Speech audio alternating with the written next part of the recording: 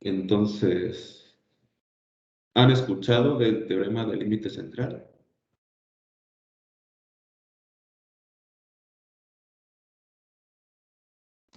No, ya no. Yo tampoco, profesor. Ok, bien, aquí viene discutido de manera muy breve, pero tampoco nos vamos a meter en muchos detalles. Estoy meditando si encargarles o no material al respecto, pero ya lo veremos conforme avance la clase.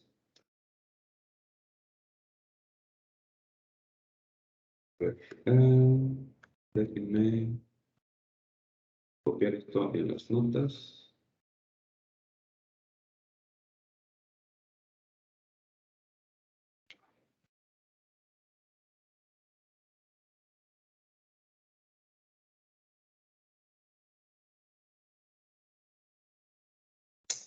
Ok, lo que nos dice el teorema del límite central es que si nosotros tenemos dentro de una población de objetos, agarramos y tomamos diferentes muestras,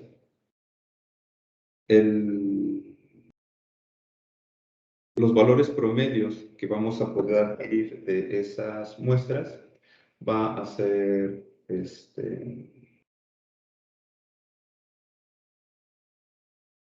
van a ser proporcionales al número de muestreos que nosotros hagamos. Gráficamente, a ver, es un poco más sencillo de ver. A ver.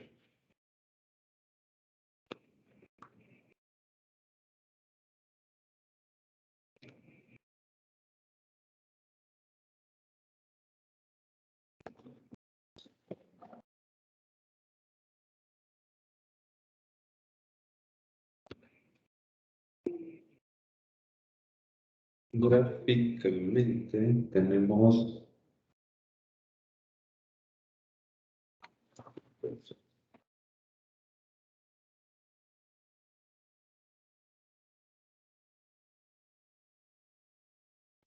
una población con un cierto conjunto de elementos.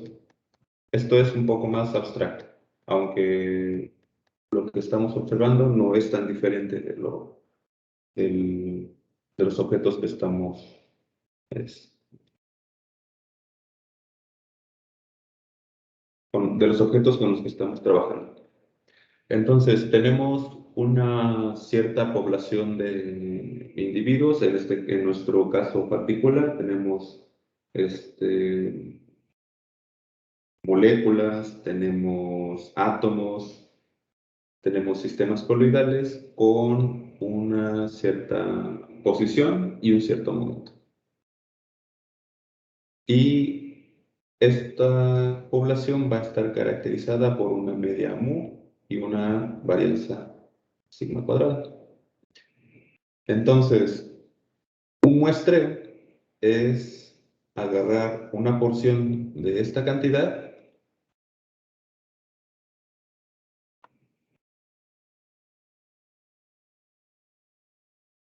y, a ver, déjenme, lo voy a llamar muestreo 1, muestreo 1, y de aquí yo voy a poder calcular alguna propiedad. Aquí lo tiene como B, voy a llamarlo B también, B1. Saco otra muestra de aquí.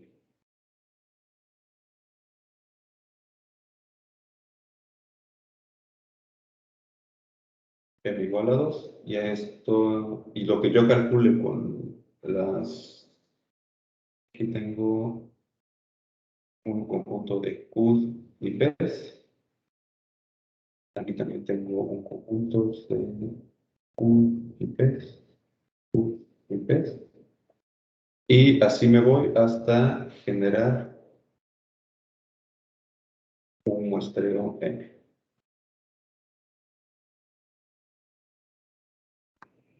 Y de aquí calculo de M. Entonces, lo que me dice el teorema del límite central es que el promedio de B va a estar distribuido de manera normal, cuya media va a ser idéntica a la de la población general y la varianza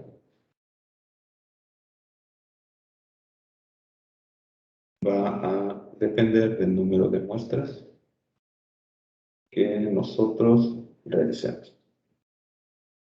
¿Sí? Déjenme mover este.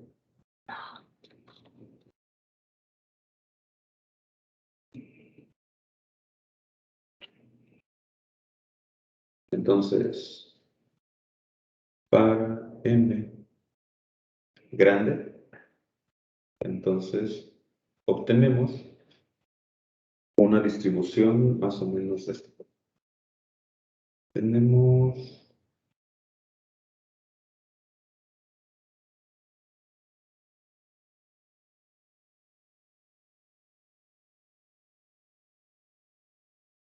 imaginen que esta es una gaussiana.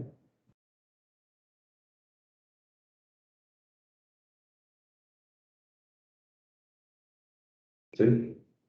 Para un cierto número de realizaciones. No se voy a llamar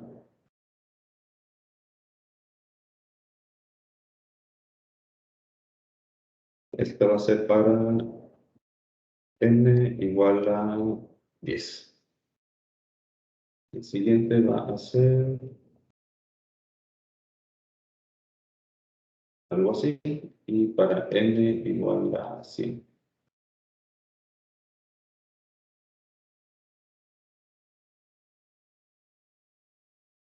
M igual a 1000. Y así nos vamos. Entonces, el teorema del límite central lo que nos dice es que a medida que nuestro muestreo es cada vez menor, el valor promedio de B va a coincidir con el promedio de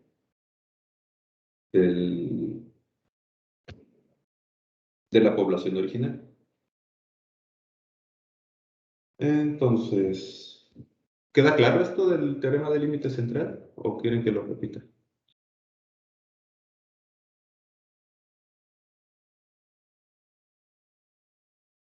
Originalmente tenemos una población, no sabemos la distribución que tiene, puede ser tan complicada como ustedes quieran, pero conforme nosotros agarramos pequeños muestreos de cada uno de esta población original, nosotros vamos a poder calcular una cierta cantidad y entonces el promedio de estas cantidades va a estar distribuida normalmente. La media de esta distribución va a coincidir con la media de la distribución original y el ancho o la dispersión de esta gaussiana va a depender del número del número de muestreos que se hagan. Esto es la hipótesis con la que las personas que hacen encuestas trabajan.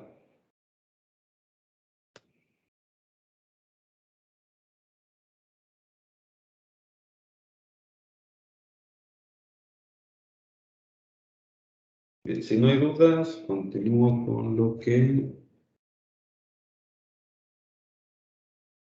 Ok, entonces empezamos con la distribución gaussiana. 1 probable y se dice que está distribuida normalmente si la función de distribución de probabilidad tiene la forma de una curva gaussiana o campana de Gauss, como se conoce coloquialmente, lo que intenté dibujar aquí. Y esta es la expresión que determina a la distribución gaussiana. Si se dan cuenta, para un cierto parámetro y, necesitamos únicamente el valor de la media y de la varianza. La media y la varianza. Entonces, aquí incluso, pues, si uno hace el cálculo de esta integral, con esta densidad, tendría uno que obtener y. Lo mismo para la varianza. Si hacemos esta operación, utilizando esta distribución, pues tendríamos que obtener esta sigma cuadrada.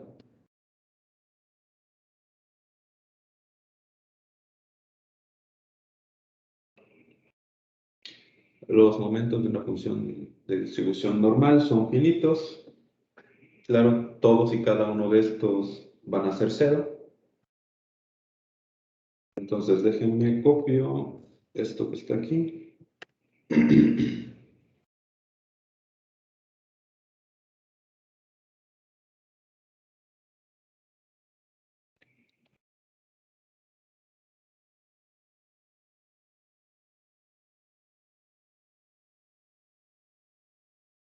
La distribución normal y déjenme copio esto de acá.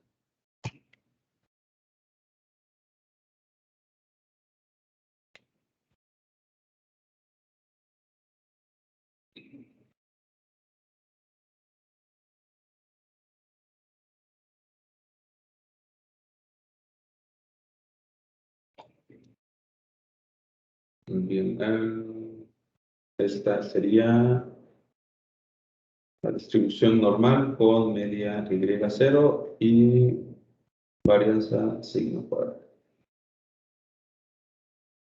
Sí, el ancho de la dispersión pues va a ser la raíz cuadrada de esto.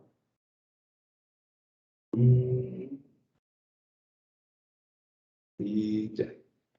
Solamente necesitamos dos momentos, en este caso la media y la varianza, para caracterizar por completo a esta distribución. De ahí que sea de las distribuciones más utilizadas en la literatura.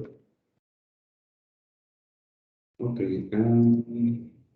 empiezan a desarrollar aquí algunas características de esta función de la función de distribución normal.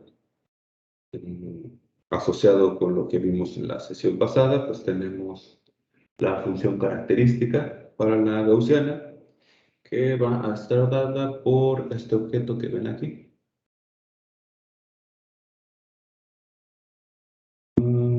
Ok, aquí nada más te dan una pista de cómo resolver esta integral.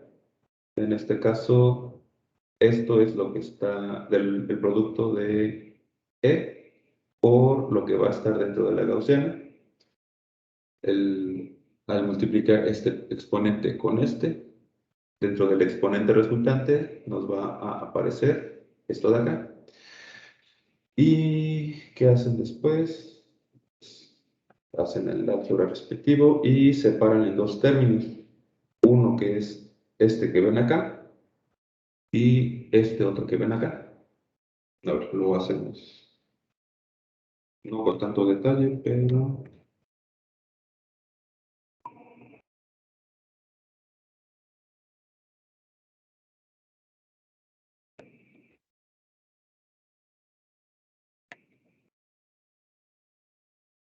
okay. Entonces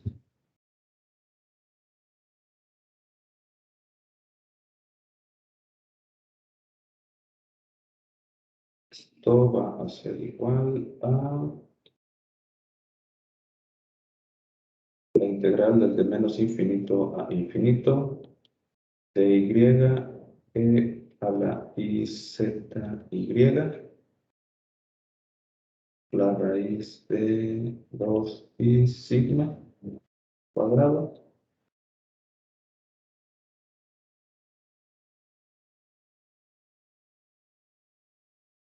e a la y0 al cuadrado 2 sigma cuadrado. Entonces, luego de multiplicar este exponente por este exponente, esta función exponencial, perdón, con esta función exponencial, pues vamos a tener que hacer una cuenta como esta. Y del resultado vamos a obtener f de z igual a la integral desde menos infinito a infinito de y de esto que vemos aquí. Lo voy a separar, este término de a la z y0 menos 1/2 z cuadrada perdón, sigma cuadrada, que multiplica a 2pi sigma cuadrada de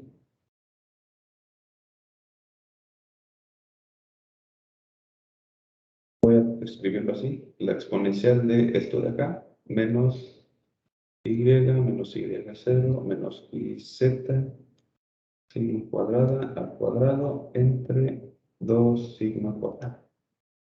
Ajá. Ahora, este término de aquí sale de la integral, no hay dependencia en y, y lo único que me queda es la integral de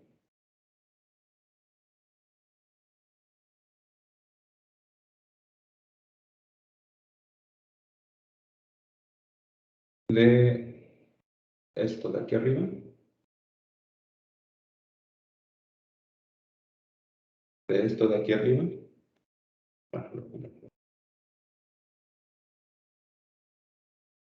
a raíz z y0 menos 1/2 z cuadrada sigma cuadrada, la integral desde menos infinito a infinito, de y a la menos y prima al cuadrado entre 2 sigma cuadrada, la raíz de 2pi sigma cuadrada, donde y prima pues es esto de 0 más iz sigma cuadrada. Entonces, como toda función de distribución de probabilidad, tenemos exactamente lo mismo que teníamos z y0 menos 1/2 z cuadrada sigma cuadrada. Ahí.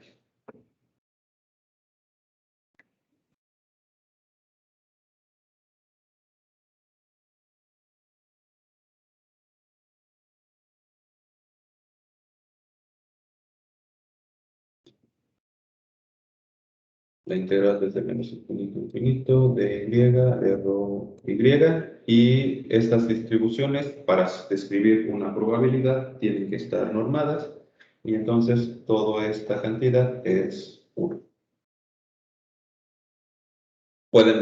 Ustedes pueden corroborar que la integral sobre todo y de esta ecuación, la 832, es igual a 1. Y así es como se llega a este resultado.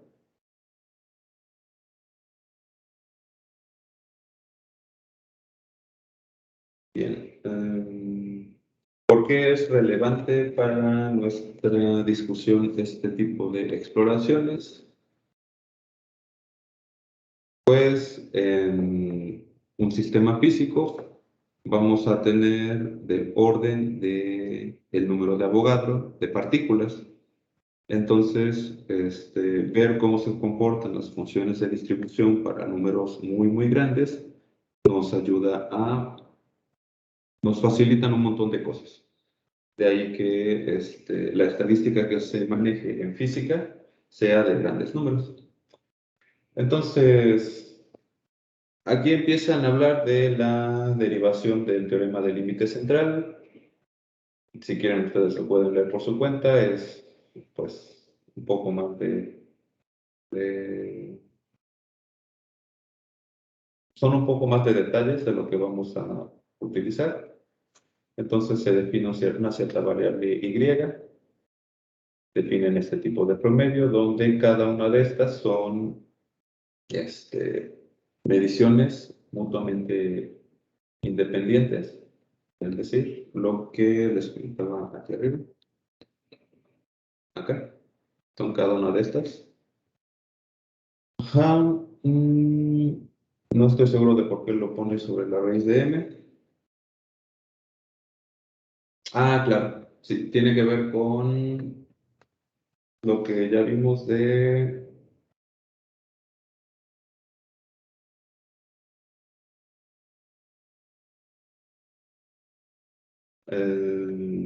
¿cómo lo llamamos? Lo tengo aquí.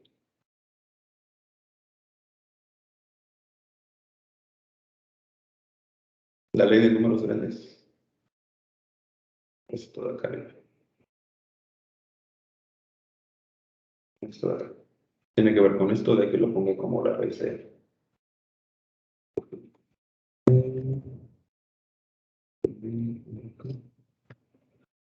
Ok, entonces arrancan con la función generatriz.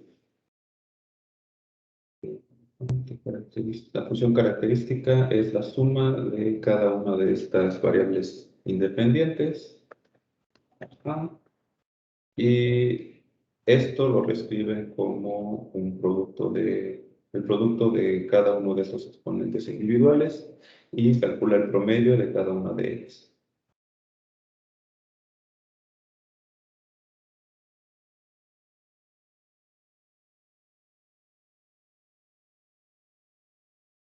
Ah, claro. El paso de aquí a acá lo puede hacer porque las variables, perdón, cada una de estas, cada una de estas, ¿cómo lo llamo aquí? Cada una de estas variables son independientes, de ahí que se puede pasar de aquí a acá, de este renglón al siguiente, solo así. Si son estadísticamente independientes, el promedio lo vamos a poder escribir como el producto de los promedios. Y ahora, ok, si a esto le llaman el logaritmo de cada una de estas, este, cada uno de estos promedios, entonces van a poder escribir algo como esto. Voy a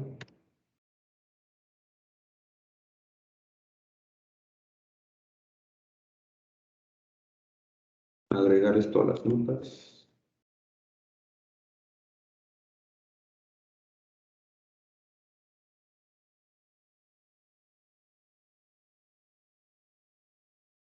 Ok, quedamos que esto es pasar de aquí a acá, solamente es válido.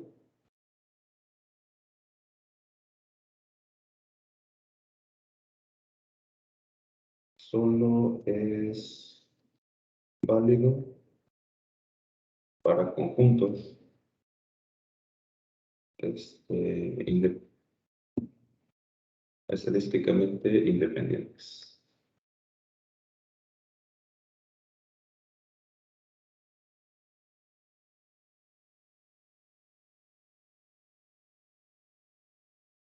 Sí, nada más.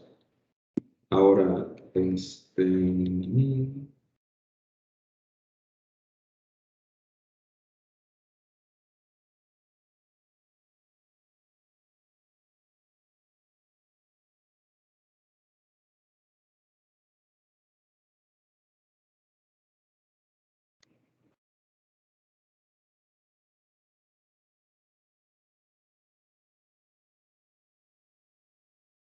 entonces, si aplicamos el logaritmo natural a toda esta expresión, lo que nos va a quedar es el logaritmo natural de e a la menos i z y igual al el logaritmo natural del producto, j igual desde 1 hasta n. Voy a representar solamente así para que me pueda caber el comentario de cada una de estas. Y entonces, a través de las propiedades de los logaritmos, el producto de cada uno de estos elementos, pues va a ser simplemente la suma de j igual desde 1 hasta n del logaritmo natural de cada uno de estos. Voy a llamarle j. J es esto.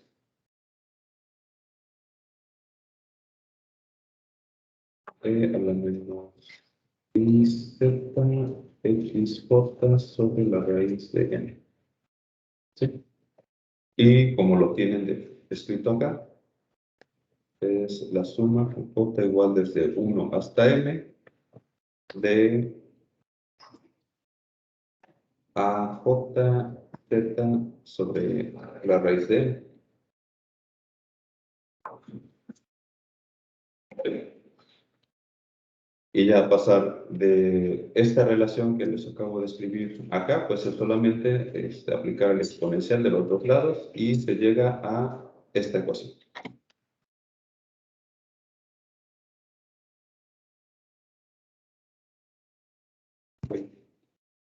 Vamos a ver para qué utiliza esto. Sí.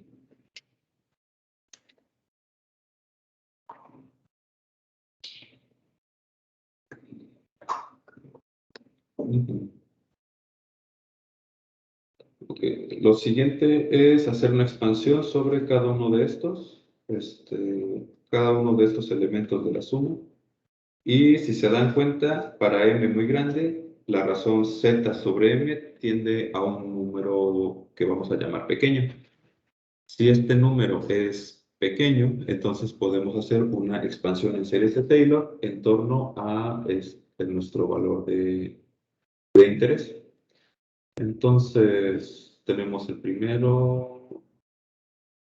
Aquí no sé por qué no está la... aquí está.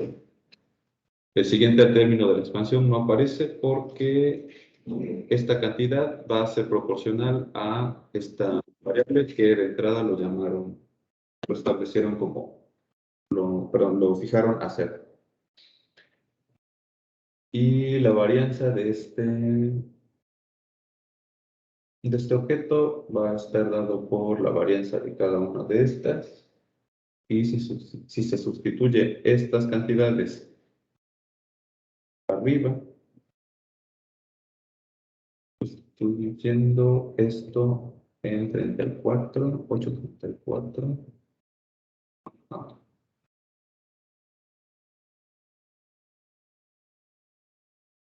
se obtiene esto, donde sigma cuadrada es el promedio de cada una de estas, que es la definición de sigma. Ok. ¿Les queda claro lo que hicieron en las notas?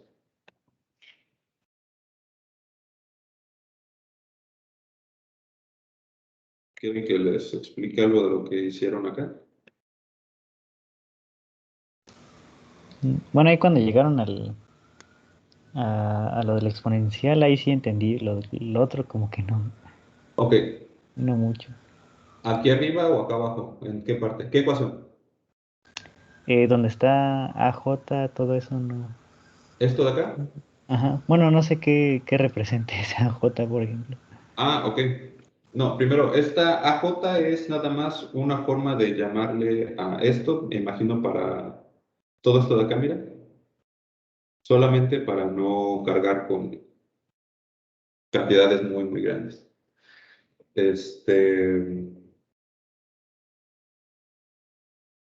Si m es grande, otra vez, la razón z sobre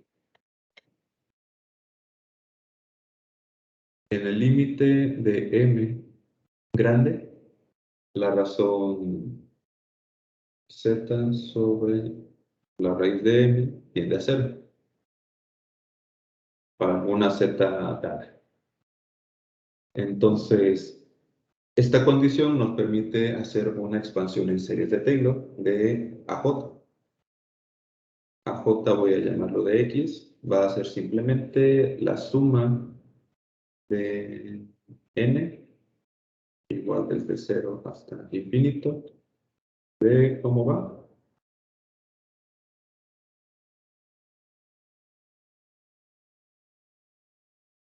El operador diferencial aplicado n veces a 1 sobre n factorial de AJ de X todo esto en x igual a nuestro valor de interés. En este caso lo tienen en 0 por x. Entonces, esta es una expansión en series de Taylor.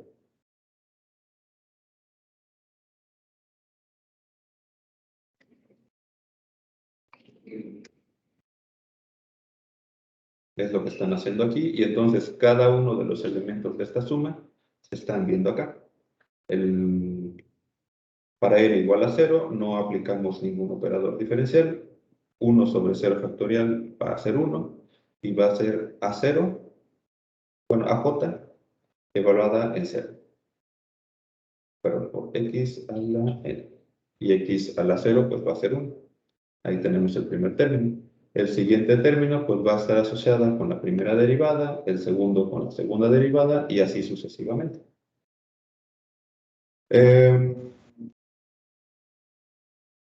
¿Qué más? El primer término, perdón, este término que vemos aquí, como está relacionado con el promedio de cada una de estas variables, entonces, pues no hay nada que hacer. Esta se elimina, es 0, y ya nada más nos queda determinar cómo está relacionado este con las demás variables. Entonces, esta función generatriz pues nos queda de esta forma y lo que nos dice es que vamos a sustituir esta cantidad de aquí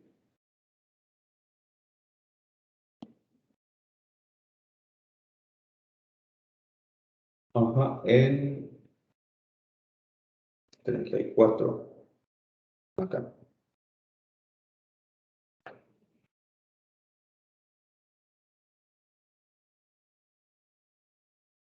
Ok, y este lo mete acá. Y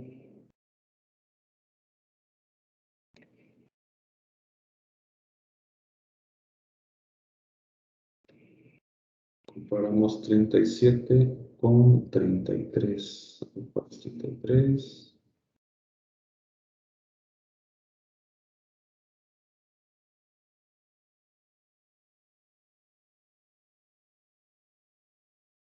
33.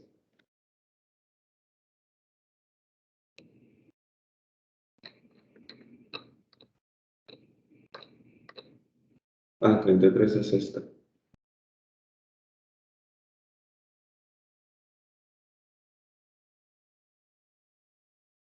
Ah, ok. Pues nos da exactamente lo mismo.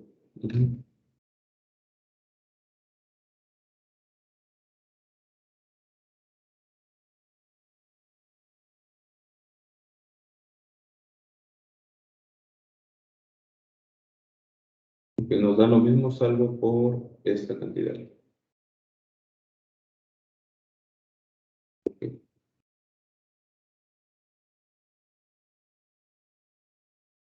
Y ya, en principio, ¿cómo se llegó a una función generatriz idéntica a esta que tenemos acá? Pues queda probado el teorema del límite central. A partir de analizar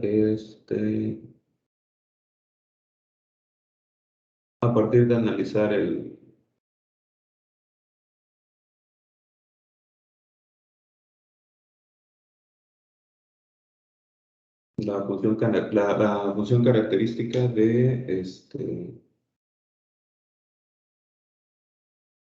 ok. Parten de esta construcción que está relacionado con esto que vimos al principio y empiezan a hacer álgebra, hasta llegar a esta parte de cálculo, utilizando una expansión en serie de Taylor, y ven cómo las definiciones más básicas que uno tiene de varianza están acorde con lo que se había deducido de manera independiente para esta función característica. Y entonces, como las dos descripciones empatan, entonces con esto prueban que el teorema del límite se cumple. ¿Qué hora es? 10:45. Ok. ¿Y qué van?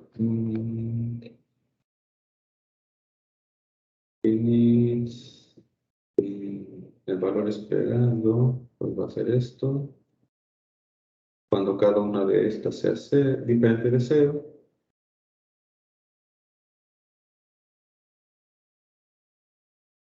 Okay. Y terminan utilizando la función de distribución binomial y la terminan comparando con su respectiva función gaussiana. Digo, ya no vamos a entrar en muchos detalles de esta. En principio, si agarras cualquier tipo de distribución, como era la hipótesis con la que se arrancó acá, no sabemos cuál distribución tenemos, pero si hacemos este tipo de mediciones, tendríamos que llegar a una distribución gaussiana, y es lo que el autor de las notas termina siendo. Parte de la distribución binomial, me parece. Empieza a generar cada uno de estos experimentos, y lo que a él le resulta es que la densidad de probabilidad de que X tenga alguno de estos valores en particular alcanza una distribución gaussiana ya nada más para un caso particular. Conforme n tienda a números cada vez mayores, pues le va a empezar a pegar más a esta distribución gaussiana. Okay.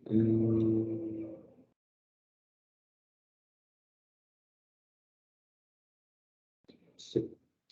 ¿Algún comentario, duda? Digo, esto son partes demasiado finas que no estoy seguro a qué van en las siguientes notas. Podemos echarle ahorita un vistazo. Ok, el ensamble canónico. Sobre...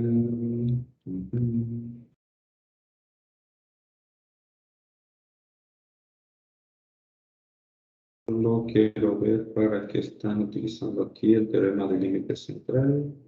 Esto vemos, ¿no? Estadísticas.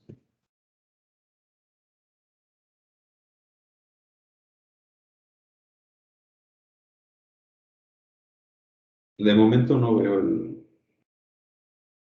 la razón de utilizar Más adelante debe de haber alguna razón para discutir aquí el teorema del límite central. Entonces, lean con cuidado lo que sigue, la función de distribución binomial y cómo es que la termina asociando al teorema del límite central. En principio, esta distribución tiene su propia media y su propia varianza. La media de esto es n por p, y su desviación estándar creo que es p por 1 menos p. Sí, acá está. Esta es su varianza. Entonces, con la media y la varianza de esta distribución, su respectivo teorema del límite central va a tener una distribución con la media de esta distribución y su varianza.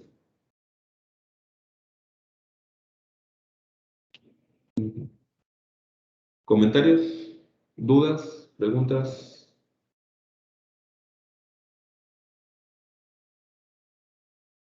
¿Todo bien? Bueno, por el momento no hay dudas. Bueno, o sea, sí, pues habría que ver más calmita, Pues ¿no? bien, Las, lean esta parte de lo que queda del teorema del límite central, y si quedan todavía dudas, las podemos discutir en la siguiente sesión. Antes de entrar en esta parte de la distribución binomial, ¿hay algo que no quedará claro? bueno, del resultado en sí, no tanto, no hay dudas. Ok. ¿Alguien más?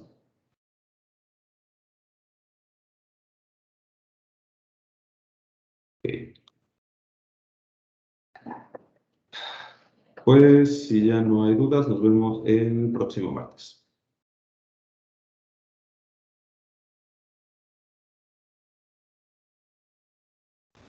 Sale, profe. Nos Gracias. vemos. Nos vemos, buen fin de Hasta semana. luego. Igualmente.